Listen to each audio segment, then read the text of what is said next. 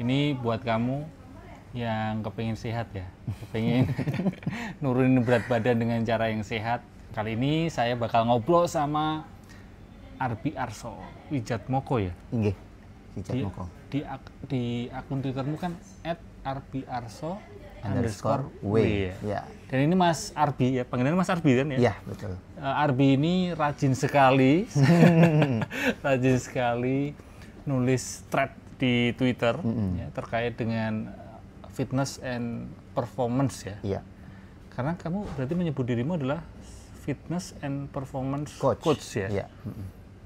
Dan lulusan UNY. UNY. S1 UNY jurusan Sport Science. Tadi Sport Science. Sport Science itu nanti dipecah lagi. Jadinya ada beberapa konsentrasi studi. Oh gitu. Fakultasnya apa berarti? Fakultasnya Ilmu Keolahragaan, Faculty of Sport Science. Oke, fakultasnya Ilmu Keolahragaan, jurusannya Sport Ilmu Keolahragaan, Ilmu Keolahragaan, Sport Science itu terbagi lagi menjadi nanti, dua lagi. Jadi pas kuliah nanti semester 5 dispesifikin lagi tuh. Kamu mengambil physical fitness. Physical fitness. Saya akan buka dengan satu pertanyaan kalau ngomongin tentang hidup sehat ya, atau nurunin berat badan.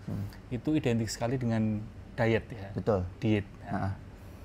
Caranya banyak sekali Mas di sosial media itu. Ya, betul. Apa ya, diet A, diet B, diet C, dan itu saling kontra gitu. Kadang diet A itu nyuruh begini, diet B nyuruhnya begitu, dan ini kontra.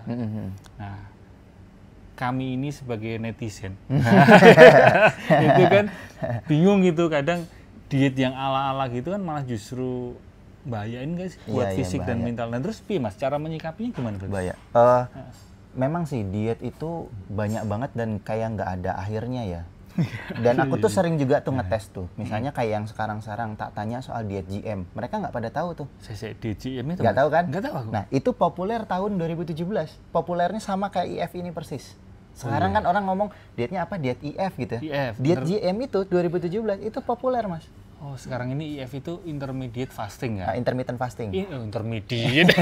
Emang kayak les Inggris aja. Intermittent fasting. Ya kan? GM apa mas? GM tuh diet General Motors. Tahu perusahaan General Motors? Ya? Nah, itu tuh.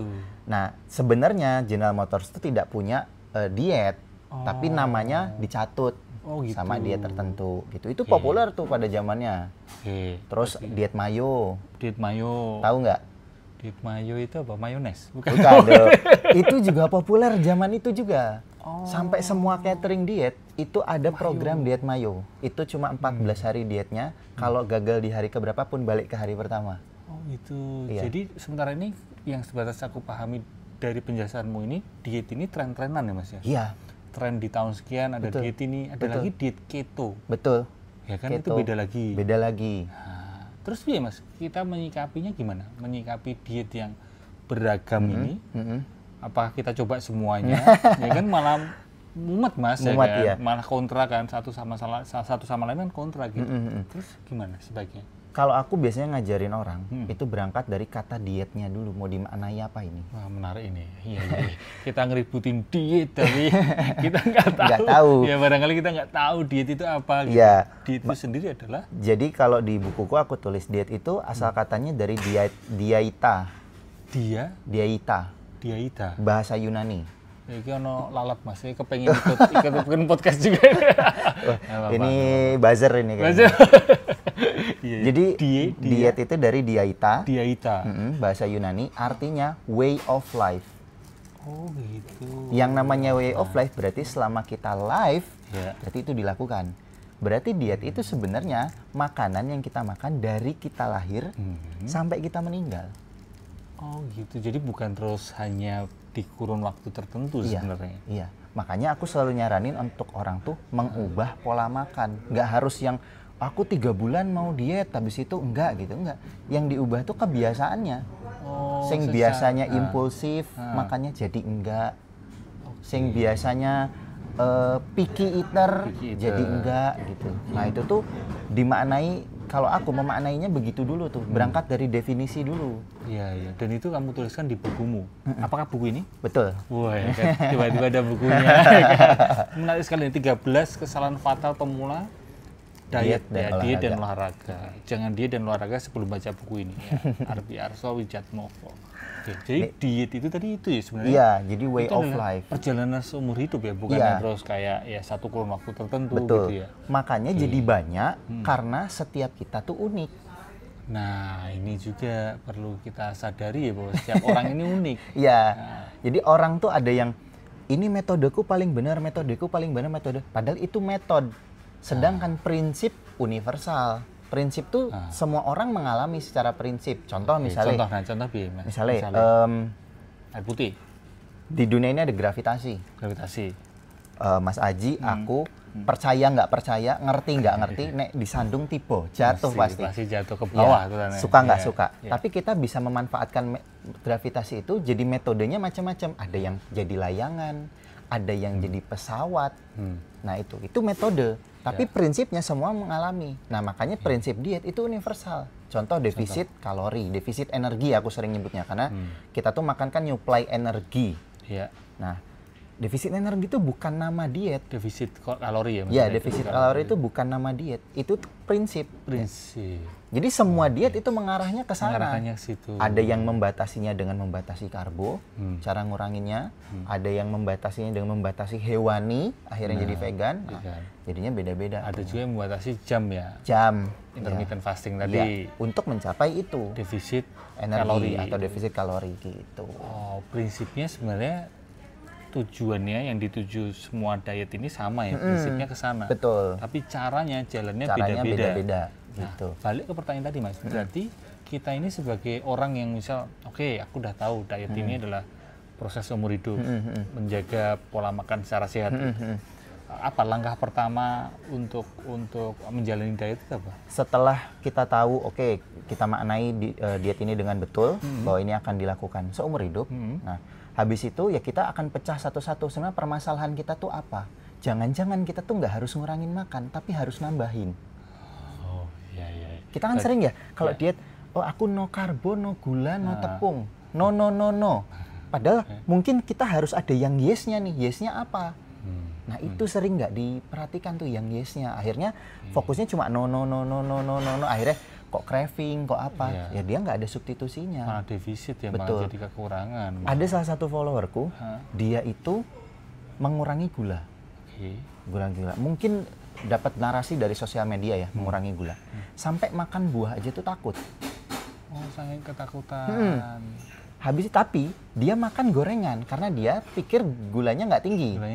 Iya. Nah, ketika memaknainya salah, terus akhirnya jadi karena memaknai salah, metode yang dilakukan salah, akhirnya pemahamannya jadi gitu tuh. Iya. Oh, aku takut makan buah gitu karena gulanya tinggi. Jadi dia makan yang goreng-goreng. Oh. Iya, gitu. Padahal itu pun juga nggak sehat gitu ya. Makanya kalau aku lihat dulu nih, jangan-jangan kamu tuh sebenarnya bukan harus ngurangin tapi harus nambahin. Nambahin apa? Mungkin selama ini proteinmu kurang, mungkin selama ini seratmu kurang, mungkin selama ini buah-buahanmu kurang, sayuranmu kurang. Nah itu yang harus diperhatikan juga. Jangan sampai ngurangin tapi nggak tahu nambahinnya apa ya. Nambahinnya jadi substitusinya ke, oh karena buah nggak boleh, karena gula tinggi, yang goreng deh gitu. Cimol boleh, yang ini boleh karena nggak ada gulanya nih. Nah, itu jadi miss tuh jadinya. Sehingga langkah bijak atau yang disarankan untuk memilih diet ini kan beragam atau pilihannya banyak. Teman-teman ini, kita ini perlu mengenali diri kita sendiri. Maksudnya masalahku apa? Ya kan? Yang cocok buat aku belum tentu cocok buat orang lain. Karena masalahnya juga beda-beda, kondisinya beda-beda. Yang cocok buat orang lain belum tentu cocok buat aku. Buat kita. Oke, berarti itu ya kunci pertamanya gitu teman-teman ya. Kalau rumus simpelnya, biasanya tak kasih tahu. Kira-kira kalau ngelakuin diet itu setahun bisa nggak? Oke. Nggak usah mikir seumur hidup. Setahun bisa nggak kira-kira? Nah kalau setahun nggak bisa, itu most likely fail. Oke. Dan mungkin itu nggak cocok buat dirimu. Gitu. Bisa jadi. Oh. Tapi kan kalau ini apa asumsiku ya. Ketika tadi setahun misalnya, setahun kelihatannya nggak mungkin. Tapi justru bisa jadi itu yang kita butuhin kan. Karena kan diet itu kan merusak kenyamanan kita kan. Nggak enak gitu. Iya, in one part dia akan menuntut kita untuk merasakan lapar, ya kan, membiasakan lagi makan. Tapi ya itu, degree of itunya kamu bisa endure nggak sampai 1 tahun kira-kira? Iya. Bisa tahan ke situ nggak ya? Karena kalau enggak ya akan balik lagi ya. Betul. Skip semua karbohidrat. Lingkungannya suportif untuk itu.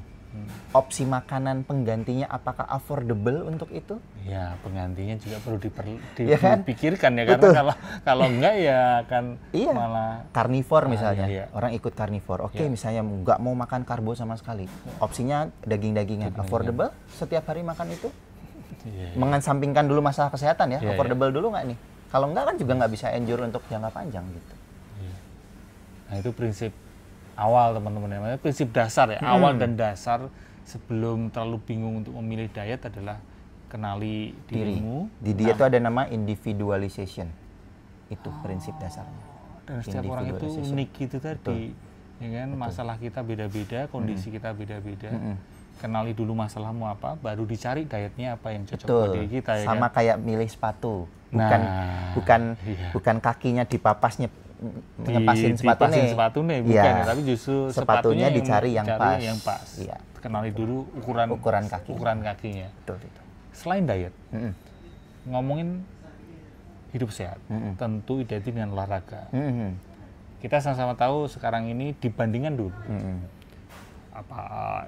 keinginan orang untuk olahraga itu meningkat. Ya. Muncul masalah baru, ya kan? Yaitu kalau dulu kurang, sekarang ini bisa jadi sebagian orang itu berlebihan olahraga. Kayak justru olahraga itu menyiksa diri sendiri gitu, Mas. Iya. Bahkan kalau nggak salah kamu pernah nulis di Twitter, exercise addiction. Iya, kecanduan olahraga. Iya. Nah, itu gimana? Menyikapinya gimana? Ya kan kadang-kadang orang kan gini ya.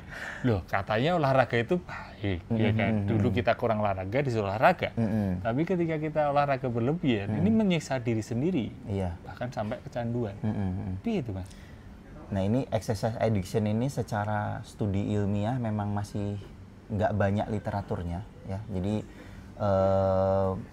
kayak diagnosanya yang tegak tuh seperti apa gitu kan, terus kalau terjadi habis itu penanganannya yang pakemnya itu seperti apa, itu kan belum terlalu banyak ya kalau aku pelajarin dulu dari zaman kuliah. Mungkin juga tergantung ini juga ya, menentukan batasnya. Iya, sampai seberapa mana banyak. Oh, ini bisa dikategorikan kecanduan. Iya. Tapi memang yang namanya adiksi ya, apapun ya, yang namanya berlebihan tuh apapun juga nggak baik ya gitu. Iya. Apalagi jadi obsesi gitu. Iya. Kalau kecanduannya hal yang negatif, alkohol, rokok, itu udah pasti langsung. Oke, itu udah ada fix, itu nggak sehat.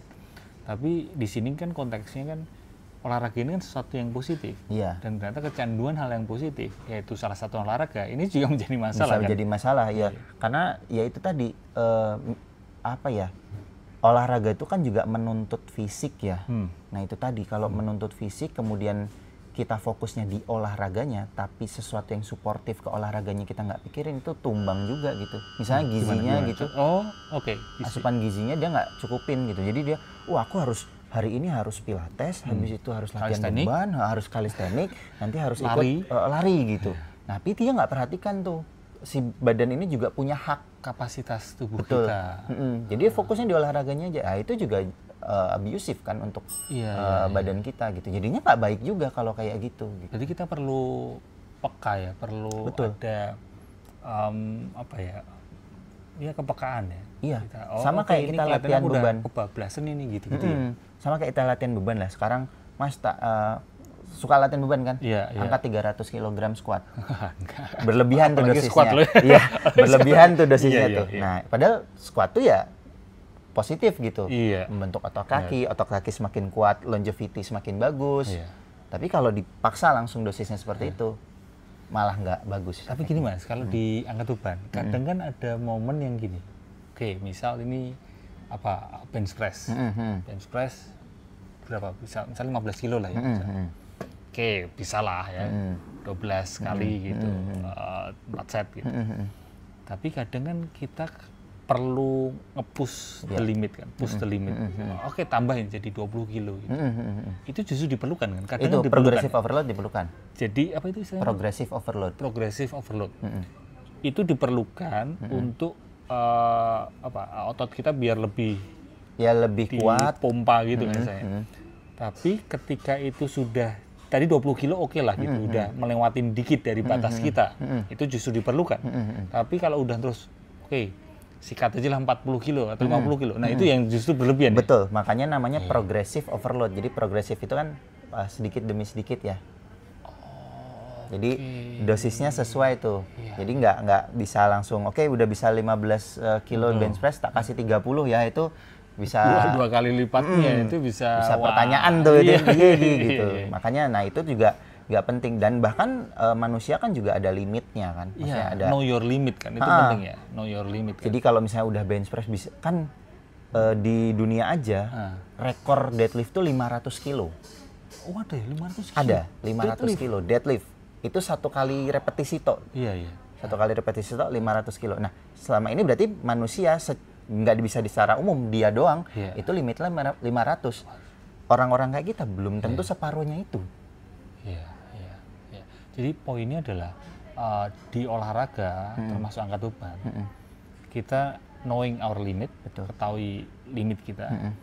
Tapi ada kalanya progressive overload tadi, tambahin dikit, nggak apa-apa, itu justru diperlukan. Diperlukan banget. Tapi jangan terus ditambahinnya terlalu banyak. Itu jadi mungkin malah menyiksa diri kita yang tadi jadi kecanduan dan sebagainya itu. Betul. Kalau di gym tuh ada yang namanya ego lifting tuh. Nah, ini ada kaitan dengan ego ini, psikologi sekali ya, psikologi kesehatan mental kan terkait dengan ego lifting itu ini ya, kayak ada rasa, apalagi kalau ada teman-teman yang nonton gitu kan, pengen nunjukin gitu kan gitu. Kalau ego liftingnya pengen cuma ditonton tapi kemampuannya oke, ya udah gitu. Paling ya jatuhnya ria aja, sombong aja ya kan.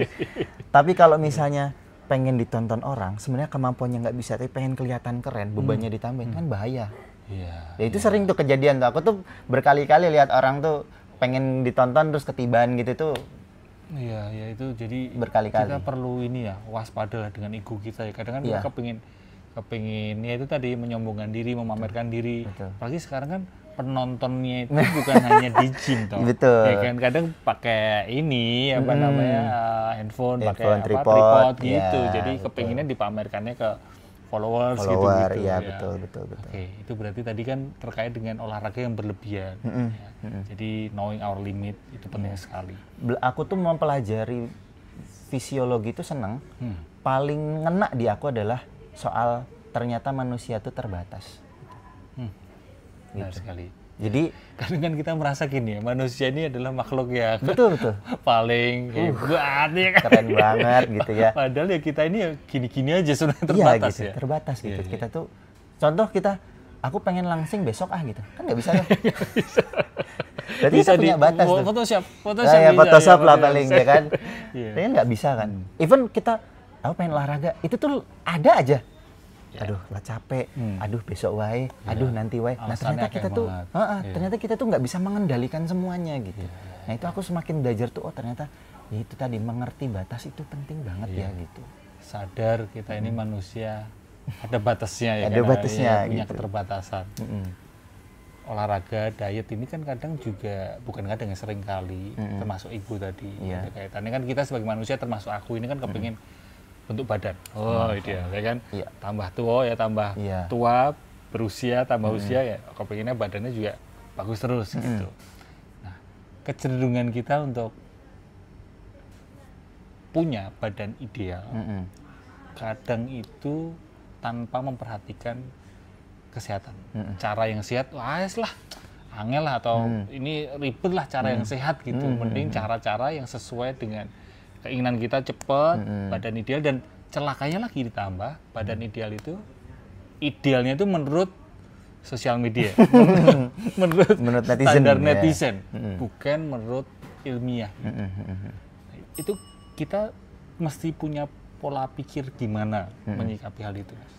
Yaitu ini juga yang lagi aku coba campaignin, namanya Ideal Is Me. Jadi ideal itu adalah kita tuh sebenarnya ya naif ya kalau misalnya kita kita merasa kita tuh ideal, hidup di tempat yang ideal, sudah ideal, itu naif ya. Tapi kita juga harus tahu bahwa kalau mau nempatin standarnya itu harus teruji dengan objektif. Teruji dengan objektif. Objektif gitu. Jadi jangan cuma kata si ini, kata si itu, tapi objektif nih. Makanya aku senang sesuatu yang ilmiah itu sebenarnya karena itu objektif. Objektif, nggak per individu. Betul. Kan? Kumpulin 1000 orang, kemudian baca polanya. Ya, aku senang banget sama ilmiah tuh kayak gitu. Nah, makanya di dunia ilmiah ada yang namanya standar ideal, misalnya kayak body fat itu berapa, kemudian kayak gula darah itu berapa rentangnya, kemudian kolesterol itu berapa rentangnya. Seperti di hasil lab itu kan. Itu tuh kan standar bukan kayak dokternya asal nulis aja kan. Ya kan, tapi sudah diujikan, kemudian ketemu nih polanya kalau manusia tuh segini sampai segini. Nah, body image itu tuh wah rumit banget karena itu berkaitan dengan sesuatu yang subjektif dan kultur juga kita. Kultur. Zaman dulu itu body atau bentuk badan laki-laki, bentuk badan perempuan itu yang oke itu seperti itu. Betul. Zaman dulu di tahun sekian itu segitu. Di kurun waktu sekarang misal mesti langsing-langsing, mesti yang kurus banget gitu-gitu kan. Aku jadi draftku aku nulis sejarahnya ini tentang buku baru rencana. Iya, kan ngomongin tentang body image. Body image. Okay. Jadi ada sejarahnya dari tahun sekian sampai tahun sekian, yaitu dulu yang agak gemuk yang disebut cantik. Bener, cabi gitu kan. Iya. Kemudian jadi agak kurus, kemudian nggak cuma kurus, pinggangnya harus. Iya, sekarang ada standar pinggangnya gitu. Bahkan ada juga kalau nggak salah tuh dagu Mas. Sekarang dagu itu harus apa itu istilahnya harus selancip gitu ya, mewing istilahnya. Iya, harus mewing gitu. Bahkan aku sampai nyari ke suku-suku tertentu yang dia punya betul tradisi kan. Suku-suku tertentu yang dia mencitrakan rakyat di sukunya yang cantik itu kayak gimana. Contoh ada, aku lupa nama sukunya, tapi ada yang dia kalau semakin bibirnya bukan cuma lebar Mas, dikasih koin di sini gede, dower gitu, makin cantik. Lehernya sengaja dipanjangin, makin cantik. Nah, jadi subjektif kan kalau itu. Makanya itu kalau untuk ngurusin ideal, aku selalu patokannya utamanya standar yang objektif dulu. Apa nih? Standar ilmiah tadi ya. Yang sudah teruji. Oke, body fat ya udah berdasarkan body fat ini. Soal bentuk kadang-kadang memang kita ada bawaan genetik. Lebar bahu, benar. Ya kan, panjang tangan, ya kan. Ada sekarang yang pengen semua cewek punya ini, padahal ini juga genetik. Bentuk V-nya itu. Ini ya? Iya, sampai harus motong tulang rusuk. Oh iya Mas. Pengen dapat standar itu. Padahal standar itu adalah standar kumpulan orang saja maksudnya kan ya, bukan suatu standar ideal secara objektif ya. Betul. Dan zaman dulu kan sebelum-sebelumnya juga nggak ada yang merhatiin ini kan. Nggak ada yang merhatiin collarbone. Iya benar. Iya kan? Sekarang ada kelihatan konten-konten yang ini ya, pengen nunjukin ini ya. Pengen punya tight gap, pengen punya contoh nih, pengen punya paha kecil. Sedangkan secara ilmiah paha yang lebih besar longevity-nya semakin tinggi. Itu kontra juga. Malah mumet ya malah jadinya. Makanya kalau aku selalu berpatokan sesuatu yang objektif gitu. Aku nggak akan nyebut ilmiah lah, objektif gitu. Jadi jangan kata si ini, kata si itu. Si ini siapa nih yang ngomong nih gitu kan. Tapi lucunya gini kan, sekarang ini di sosial media terutama di X ya kan, di Twitter itu kayak gini. Mereka tuh beranggapan, ada ini ya, satu akun gitu yang beranggapan bahwa pengalaman dia. Jadi misal gini, ada akun yang memaparkan bahwa manusia itu punya kecenderungan A, misal gitu. Terus tiba-tiba muncul akun secara individu bilang gini, enggak kok, menurut pengalamanku, aku itu mengalami B dan itu enggak apa-apa. Contoh rokok misalnya kan. Betul. Ini rokok ini enggak sehat. Ya kan? Lalu tiba-tiba muncul akun yang, aku udah ngerokok lama juga sehat-sehat aja. Jadi kayak sesuatu yang objektif, sesuatu yang ini sudah diuji oleh banyak orang gitu, penelitian atau apa. Tapi kayak dipatahkan dengan pengalaman individu pribadi, gitu. Itu kan kadang juga nggak masuk akal. Itu kan fallacy ya sebenarnya. Fallacy Jadi ya begitulah ya. Makanya pola pikir netizen. Betul, makanya aku aku kadang-kadang nulis tentang logical fallacy juga kan, kalau di thread kan kayak ngebedain korelasi dengan kausalitas.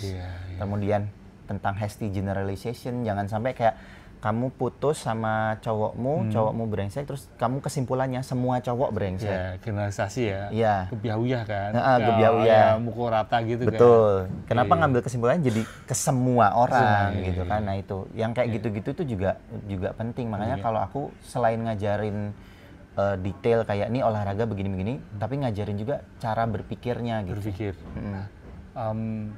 salah satunya menurutku cara berpikir instan sekarang ini ya kan kayak aku pengen cepat mendapatkan hasil. Betul. Termasuk tadi misal nurunin berat badan atau kepingin sehat. Padahal standar sehat itu juga mungkin secara personal atau mungkin secara tidak objektif gitu kan. Nah, gimana itu mental instan itu di dunia kesehatan atau dunia fitness ini banget ya sih? Di bukuku habis aku nulis nomor 1 tuh tentang mindset, nomor 2 tentang timbangan, nomor 3 itu bab 3 itu tentang mental cepat di sini. Gimana tuh mental cepat ini? Jadi, perlu diwaspadai Pak ya? Dalam semua hidup ya. Misalnya orang kan habis depresi pengennya cepat untuk tidak. Iya benar, cepat kan? Pulih, cepat pulih dari trauma. Bukan cuma pulih, pengennya jadi zen langsung gitu kan. Terus pengen cepat kaya, benar. Ya kan? Termasuk pengen berkuasa. Cepat berkuasa. Bukan cuma cepat, itu lama.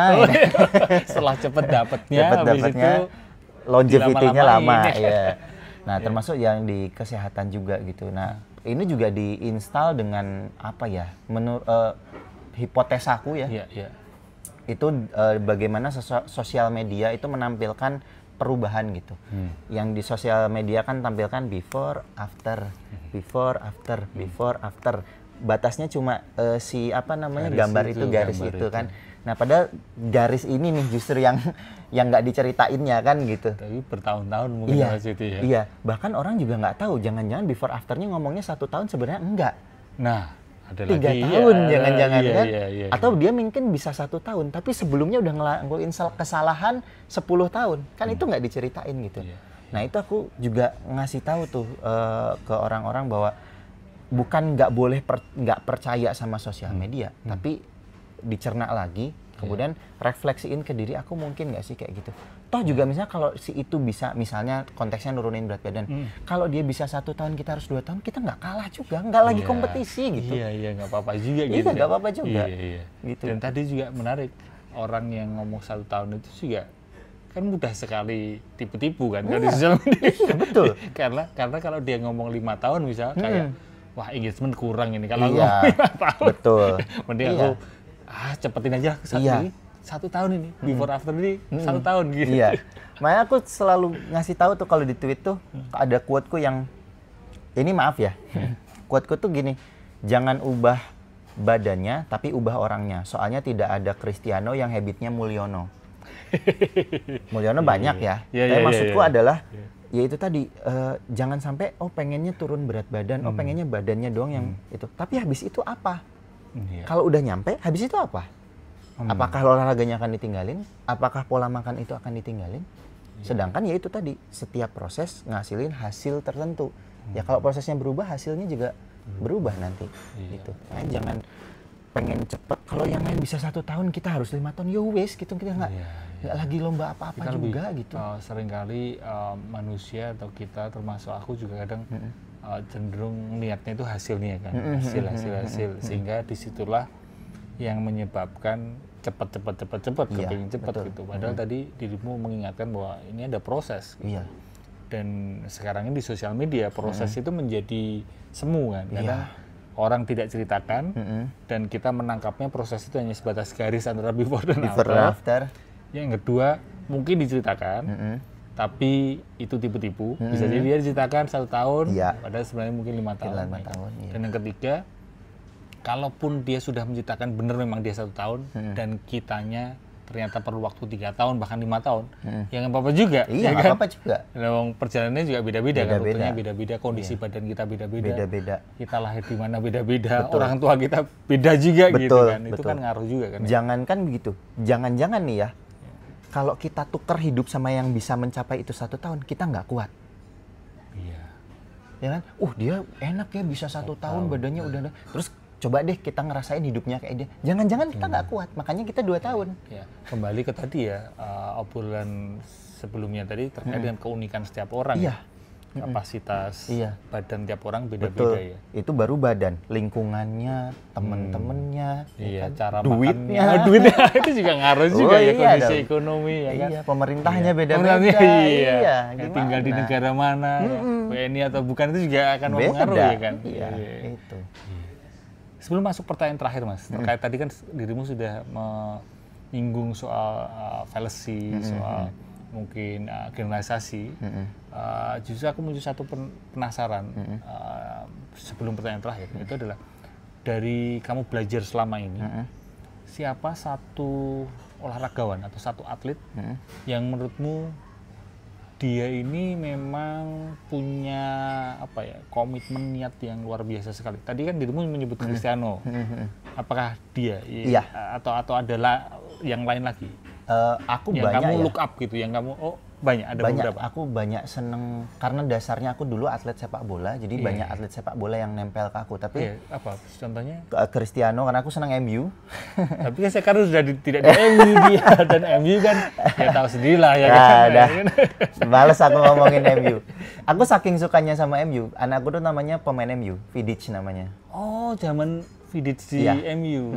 Berarti kamu seneng MU pas Cristiano di situ? Iya, pas Cristiano di situ. Nah itu aku seneng cara dia sebenarnya transform ya si Cristiano dari orang yang cengeng kemudian jadi orang yang tough banget. Oh iya, dia dulunya ini tuh. Dia cengeng, crying baby dulu waktu di Sporting Lisbon, julukannya tuh crying baby. Oh, karena mungkin sering diving, sering pokoknya lemah dan badannya kurus, kemudian dia kalau kalah gampang nangis gitu kan, gitu. Sampai pas di MU si Ferdinand cerita tuh ya situasi membentuk si Cristiano untuk bisa jadi lebih kuat gitu. Dan sampai sekarang kelihatannya dia jaga longevity-nya bagus kan. Iya. Dibandingin misal David Beckham gimana menurutmu? David Beckham Oke, tapi kalau itu dalam bidang yang lain ya, secara personal branding, bisnis. Tapi kalau secara apa menjaga performa kelihatannya Cristiano masih ini. Sampai sekarang dia usia berapa sih dia? Hampir 40-an ya, kelahiran 85 dia. 40-an ya, tapi dia masih bagus itu. Gila itu larinya masih bagus, itu lompatnya juga gitu. Iya, masih bagus. Setiap hari pasti dia nih ya. Latihan, ngejaga pola makannya. Jaga pola makan sampai ketat banget pasti. Iya, ada satu interview juga dia bilang, ditanya sama interviewnya, pernah nggak sih males latihan? Dia bilang, normal, aku pernah males latihan. Yang membedakan tuh adalah aku ngikutin nggak males itu. Jadi kalau kita ngeliat atlet gitu kayak, iya latihannya konsisten, nggak juga. Cristiano bilang, itu normal katanya. Capek, bayangin coba katanya habis kalah pulang ke rumah diejek sama anakmu katanya gitu. Sebel nggak ya? Biasa gitu. Tapi ya itu bedanya adalah bagaimana menyikapi si malesnya itu katanya. Besoknya ya harus latihan lagi. Betul. Aku jadi teringat, aku suka sepak bola. Selain sepak bola, aku suka juga sedikit ngikutin basket. Si LeBron James. Si dulu di Lakers kan. Sampai sekarang masih di Lakers. Waktu itu juara. Jadi malamnya juara, besok paginya dia udah latihan lagi. Dan itulah membedakan dia dengan mungkin pemain-pemain lainnya gitu yang kelihatannya menang, juara, selebrasi. Iya, terus habis itu males-malesan gitu. Tapi ternyata ya mesti langsung latihan lagi gitu ya. Betul. Nah, itu yang coba aku terapin ke aku tuh juga termasuk mentalnya Cristiano tuh yang misalnya hari ini kowe berhasil olahraga, yaitu hari ini, besok belum tentu. Yuk fokus ke besok gitu. Hari ini syukurin, habis itu udah. Di MU juga dulu gitu, Sir Alex Ferguson waktu 98 dapat treble, itu treble winner tuh kayak sesuatu yang keren banget. Besok pagi jam 9 udah ngantor lagi. Udah langsung latihan lagi ya? Dia nggak peduli. Kemarin itu juara kita. Kemarin itu. Hari ini beda lagi katanya gitu. Latihan lagi. Iya, syukurin udah, habis itu ya latihan lagi. Kalau Mbappe kamu nggak ngikutin ya? Lebih ke Cristiano lah ya? Kalau yang zaman sekarang siapa ya aku ngikutinya ya? Siapa yang kelihatan ini banget? Lamine Yamal. Itu usia masih di bawah 20 loh dia. Iya, masih dan ngeri 17, itu 18 ini. Itu. Ngeri itu juga. Iya. Karena ke depannya bakalan karu-karuan gitu. Iya, itu bagus banget. Lamine Yamal, terus aku sebenarnya lebih suka tuh kalau posisi, aku dulu posisi striker, tapi aku pemain favorit itu sebenarnya banyak defender sebenarnya. Jaap Stam, tahu nggak? Dulu dia MU kan kalau iya betul. Yapstam, Vidic. Dulu di Milan kalau nggak salah, sempat ke Milan. Ya. Aku Milanisti soalnya. Oh, aku lebih ke Liga Italia. Kita sama-sama setan merah. Sama-sama busuknya sih. Sama-sama kok tahun depan cuma ini aja Liga aja. Doang, nggak main di Liga Champions. Terus aku ngomong sama temanku, ini soalnya AC Milan ini tahu kalau Milanistinya itu ya sudah seumuran sama kayak aku. Jadi jangan terlalu sering begadang. Jadi cuma ikut liga aja. Pengertian ya. Pengertian. Siapa pemain favoritnya di Milan sepanjang masa? Paulo Maldini. Oke. Aku jatuh cinta pertama kali dengan AC Milan Paulo Maldini. Ngelihat back kiri nomor 3 itu. Iya, kalau ngelihat Mas Aji juga kayak Paulo Maldini sih. Tinggi terus sekarang sekarang dulu pun bahkan kepengen gondong salah satunya karena Paulo Maldini. Jersey asli pertama ya. Itu Paulo Maldini. Wah, itu. Kalau kembali ke tadi Mas, critical thinking ya. Itu gimana kalau di dunia kesehatan? Spesifik di dunia kesehatan ya. Itu sangat diperlukan. Wah, itu dari ketimbang yang hal-hal yang teknis ya, kayak berapa gram protein segala macam, itu kalau aku mau prioritasin itu critical thinking dulu kalau sekarang. Oh, justru ya. Iya, karena guruku sering ngingetin kalau sekarang itu kita nggak butuh informasi, kita butuhnya filter. Karena informasi itu udah banyakan nih. Bludak ya? Iya, udah kebanyakan nih. Jadi kita yang butuhin filter. Nah, sekarang tuh ya itu tadi Mas Haji bilang sendiri, diet banyak. Ada yang kontra antar diet satu dengan diet yang lain gitu kan.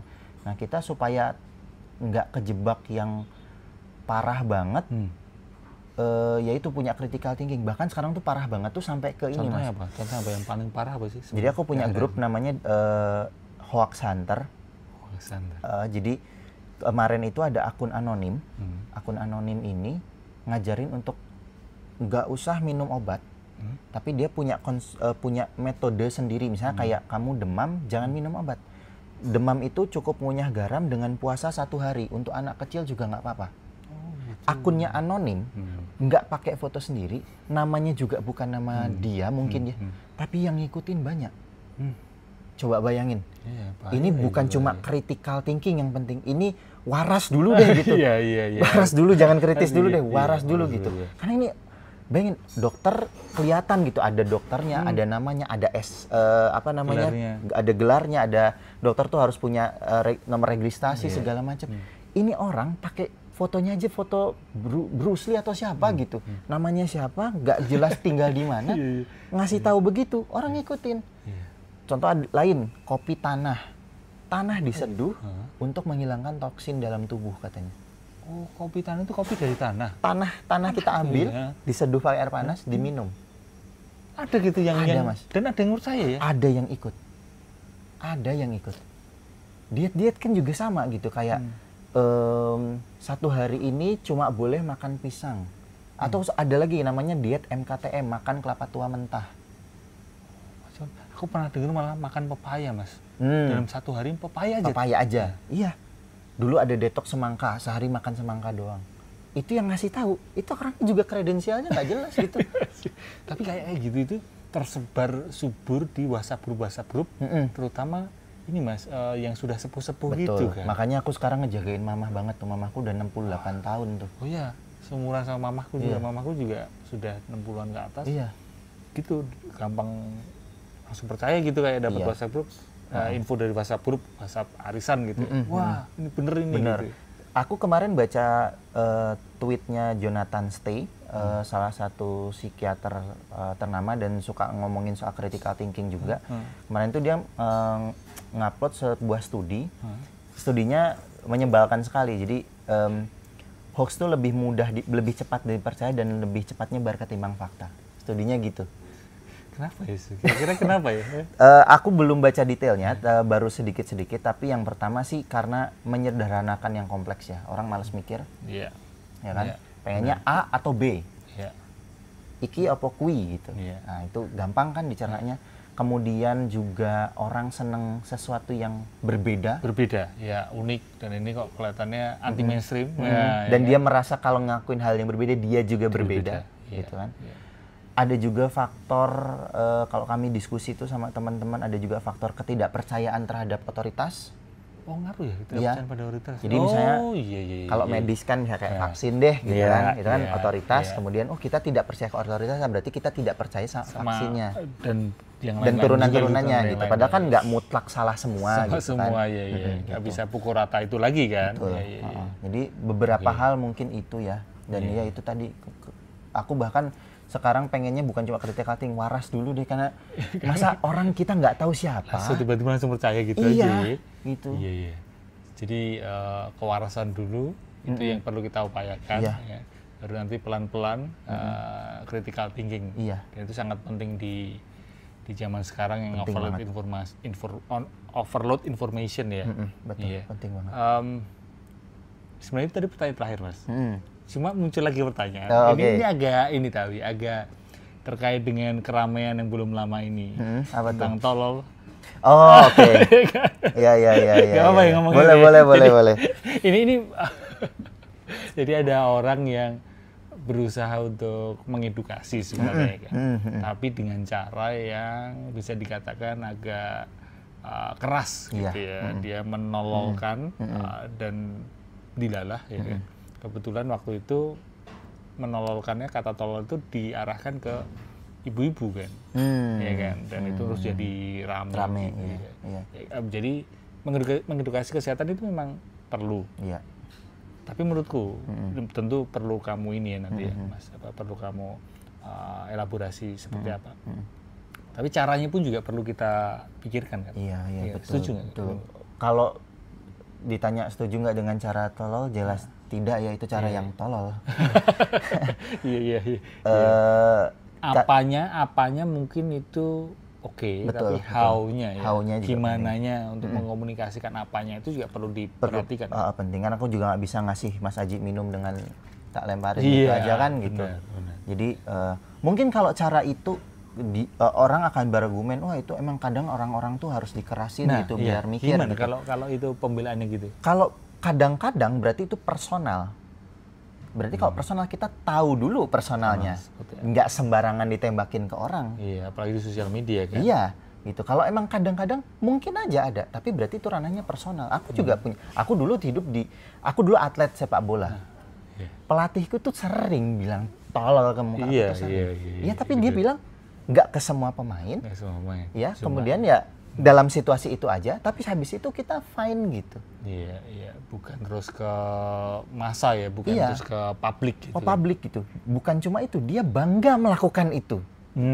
Aku nggak apa-apa deh, aku ngomong tolol.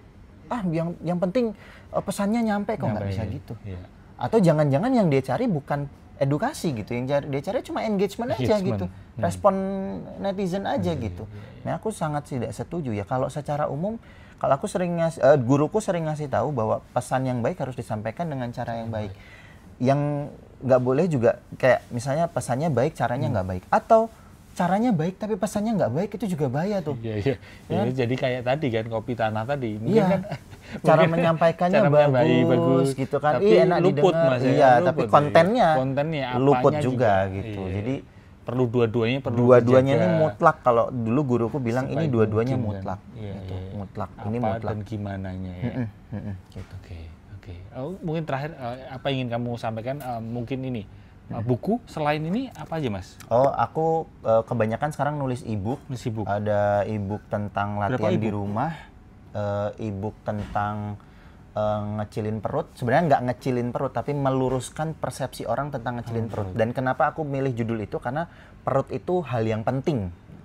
Jadi lingkar perut itu sangat penting. Ketimbang lemak di sini tuh urgent gitu. Terutama untuk laki-laki ya. Untuk laki-laki. Udah mulai perlu ngecilin perut. Awas perut gitu. Terus ada lagi itu.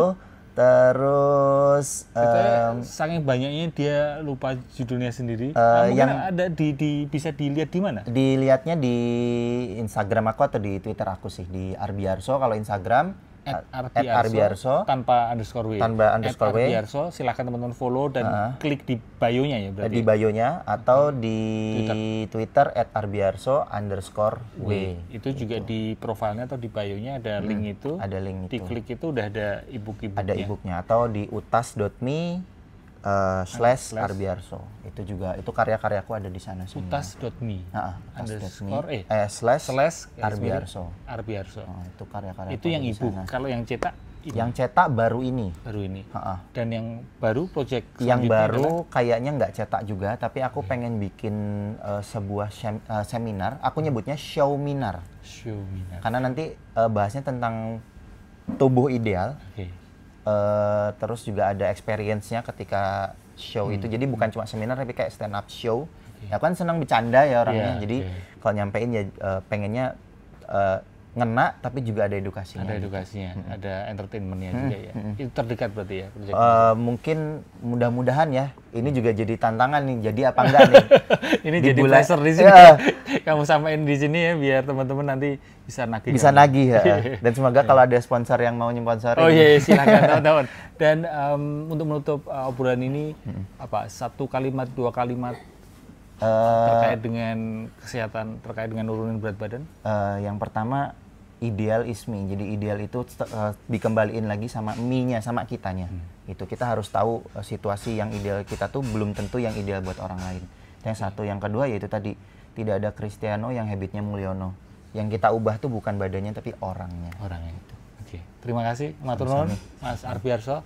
Terima kasih juga buat teman-teman yang udah nonton dari awal sampai akhir. Semoga obrolan kami bisa membantumu menyehatkan fisik dan menyehatkan mental. Dah.